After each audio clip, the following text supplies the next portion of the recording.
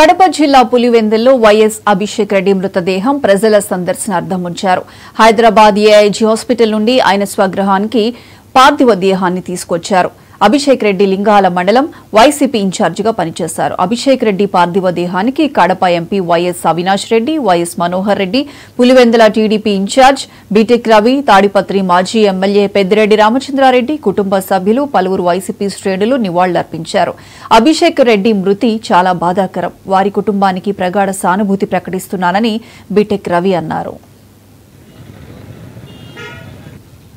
అభిషేక్ రెడ్డి గారి మృతి ఈరోజు చాలా కూడా బాధాకరం.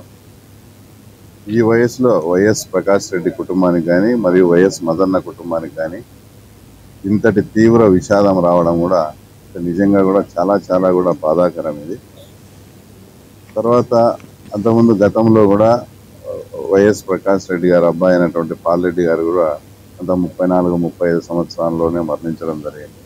అదే పద్ధతిలో ఈరోజు అభిషేక్ రెడ్డి జరగడం కూడా ఆ కుటుంబానికి చాలా తీవ్రంగా లోటు.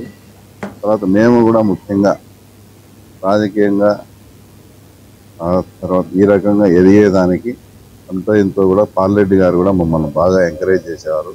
మేము ఈ రాజకీయ ఎదుగుదలకు కొంచెం పాల్రెడ్డి గారి పాత్ర కూడా ఉంది. అభిషేక్ రెడ్డి గారి మృతి ఈరోజు చాలా కూడా బాధాకరం. ఈ వయసులో వైఎస్ ప్రకాష్ రెడ్డి కుటుంబానికి కానీ మరియు వైఎస్ మదన్న కుటుంబానికి కానీ ఇంతటి తీవ్ర విషాదం రావడం కూడా నిజంగా కూడా చాలా